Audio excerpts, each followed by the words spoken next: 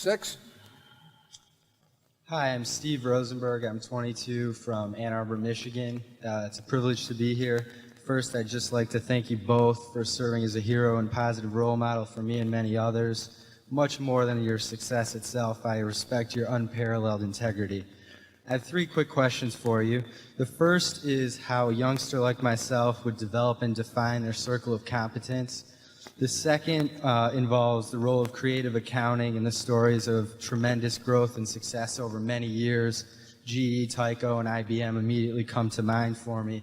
But I was hoping you could also discuss that issue in relation to Coke. Some people have said that their decision to lay off much of the capital in the system onto the bottlers who earn low returns on capital is a form of creative accounting. On the flip side, others counter that Coke's valuation at first glance on, say, a price-to-book metric is actually less richly valued than it seems because they earn basically all the economic rents in the entire system. My final question is if you could comment on the A.W. Jones model, the long-short equity model. I understand that it doesn't make sense for capital the size of Berkshire's to take that type of a strategy, but it just seems to me that playing the short side in combination also seems incredibly compelling, even given the inherent structural and mathematical disadvantages of shorting. And I was wondering if you could talk a little bit more about why you would have lost money on your basket of 100 frauds. Yeah, it's an interesting question, and we'll go in reverse order. Many people think of A.W. Jones, who was a fortune writer at one time, and who developed the best known hedge fund whenever it was in the early 60s or thereabouts, maybe the late 50s even. And for some of the audience, the idea originally with A.W. Jones is that they would go long and short more or less equal amounts and have a market neutral fund so that it didn't make any difference which way the market went. They didn't really stick with that over time, and I'm not even sure whether A.W. Jones said that they would, but sometimes they'd be 140% long and 80% short, so they'd have a 60% net long or whatever it might be. They were not market neutral throughout the period, but they did operate on the theory of being long stocks that seemed underpriced and short stocks that were overpriced. Even the Federal Reserve, in a report they made on the long-term capital management situation a few years ago, credited A.W. Jones with being sort of the father of this theory of hedge funds.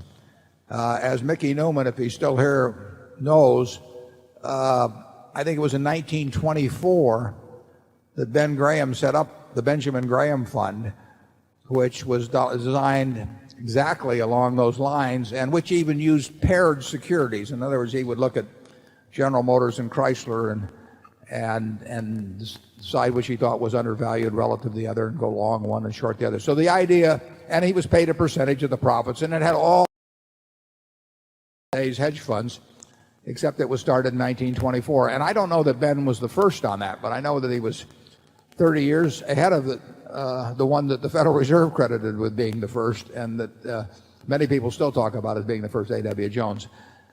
Ben did not find that particularly successful, and he even wrote about it some in terms of the problems he encountered with that approach. And my memory is that a quite high percentage of the paired investments worked out well. He was right. The undervalued one went up and the overvalued, or the spread between the two narrowed. But the one time out of 4 or whatever it was that he was wrong, lost a lot more money than the average of the 3 that he was right on. And all I can say is that I've shorted stocks in my life and had one particularly harrowing experience in 1954. And I can hardly think of a situation where I was wrong if viewed from 10 years later, but I can think of some ones where I was certainly wrong from the view of 10 weeks later, which happened to be the relevant period, and during which my net worth was evaporating and my liquid assets were getting less liquid and so on. So it's all I can tell you is very difficult. And the interesting thing about it, of course, is A.W. Jones was a darling of the late 1960s, and Carol Loomis is here, and she wrote an article called "The Jones Nobody Keeps Up With," and it's a very interesting article. But nobody was writing articles about A.W. Jones in 1979. I mean, something went wrong. And there were spin-offs from his operation. Carl Jones spun off from his operation. Dick Radcliffe spun off from his operation. You can go down the list. And out of many that left, a very high percentage of them bit the dust, including suicides, cab drivers, subsequent employment, the whole thing. And these people there was a book written in the late 60s, had a lot of pictures in it. I don't remember the name of it, but it showed all these portraits of all these people that were highly successful in the hedge fund business, but they didn't bring out a second edition. So it's just tough. Logically, it should work well, but the math of you can't short a lot of something. You can buy till the cows come home if you got the money. You can buy the whole company if need be, but you can't short the whole company. A fellow named Robert Wilson, there's some interesting stories about him. He's a very smart guy, and he took a trip to Asia one time being short. I think it was Resorts International, or maybe it was Mary Carter Paint, it was still called in those days. And he lost a lot of money before he got back to this country. He's a very smart guy. He made a lot of money shorting stocks, but it just takes one to kill you. And you need more and more money as the stock goes up. You don't need more and more money when a stock goes down if you paid for it originally and didn't buy it on margin. You just sit and find out whether you were right or not. But you can't necessarily sit and find out whether you're right on being short a stock. I think I'll let Charlie comment on that before I go to your other two questions. Well, he asked about creative accounting, and he named certain companies. I wouldn't agree that all those companies were plainly sinful, although I'm sure there are very significant sins in the group as a whole. Creative accounting is an absolute curse to a civilization. You can argue that one of the great inventions of man was double entry bookkeeping, where we could keep our economic affairs under better control. And it was a North Italian development spread by a monk. And anything that sort of undoes the monk's work by turning this great system into kind of a tool for fraud and folly, I think does enormous damage to the country. Now, I think a democracy is ordinarily set up, so it takes a big scandal to cause much reform. And there may be some favorable fallout from Enron, because that was certainly the most disgusting example of a business culture gone wrong that any of us has seen in a long time. And what was it took in eventually a lot of nice people that you wouldn't have expected to sink into the whirlpool.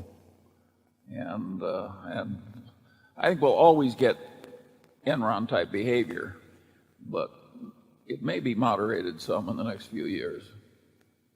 The question of accounting and the economic profits to be gathered in the bottling system versus the production of the syrup at Coke. I've just gotten through reading the annual reports of Coca-Cola FEMSA and Penamco, which are two big Latin American bottlers. And I mean, they make pretty decent money, quite significant money. And there is more money in owning the trademark. It isn't the plants that make the syrup or anything else. The trademark is where a huge amount of value is. The trademark is where a huge amount of value is in See's candy. Those are big assets. And I would say that you can make good money as a bottler. A lot of bottlers have become rich over the years. If I had a choice between owning the trademark and owning a bottling business, I'd rather own the trademark. But that doesn't mean the bottling business is a bad business at all, and it's riding on the back of a trademark. I mean, that is why a bottling system is valuable, is because it has the right to sell a trademark product, which hundreds of millions of people every day are going to go in and ask for by name. And the right to distribute that product is worth good money.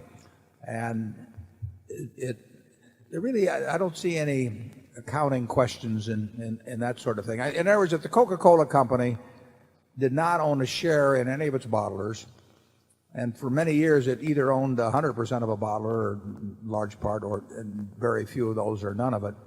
But if they own no interest in their bottlers, I think the economics would be very, very similar to what they are now. I mean, the bottlers would still be able to borrow a lot of money because they would have contracts with the Coca-Cola company and that were important and that would allow them to make decent money distributing the product, but they don't make the kind of money that you make if you own the trademark, just the way it works. What was the first question again? It was how a youngster like myself would define and develop a circle of competence. Oh yeah, that's a good question. I would say this: if you have doubts about something being in your circle of competence, it isn't. I mean, in other words, I would look down the lists of businesses, and I will bet you that you can understand a Coke bottler, you can understand the Coca-Cola company, you can understand McDonald's, you can understand in a general way General Motors. You may not be able to value it, but there are all kinds of business. You can certainly understand Walmart. That doesn't mean whether you decide what the price should be, but you understand Walmart. You can understand Costco, and if you get to something that your friend is buying or that everybody says a lot of money's going to be made in, you're not sure whether you understand it or not, you don't. And it's better to be well within the circle than to be trying to tiptoe along the line. And you'll find plenty of things within the circle. I mean, it's not terrible to have a small circle of competence. I'd say my circle of competence is pretty small, but it's big enough. I can find a few things. And when somebody calls me with a Larson Jewel, that is within my circle of competence. I hadn't even thought about it before, but I know it's within it. I mean, I can evaluate a business like that. And if I get called, I got called the other day on a very large finance company. I understand what they do, but I don't understand everything that's going on within it, and I don't understand whether I can continually fund it, on a basis independent from using Berkshire's credit and so on. So even though I could understand every individual transaction they did, I don't regard the whole enterprise or the operation of it necessarily as being within my circle of competence. Charlie? Yeah, I think that if you have competence, you almost automatically have a feeling of where the edge of the competence is. Because after all, it wouldn't be much of a competence if you didn't know its boundary. And so I think you've asked a question that almost answers itself. And my guess is you do know what you're in all kinds of areas. And you do have all kinds of other areas where you know you'd be over your depth. I mean, you're not trying to play chess against Bobby Fischer or do stunts on the high trapeze if you've had no training for it. My guess is you know pretty well where the boundaries of your competence lies, and I think you also probably know pretty well where you want to stretch the boundary. And you've got to stretch the boundary by working at it, including practice. One of the drawbacks to Berkshire, of course, is that Charlie and our circles largely overlap, so you don't get two big complete circles at all, but that's just the way it is. Probably why we get along so well, too.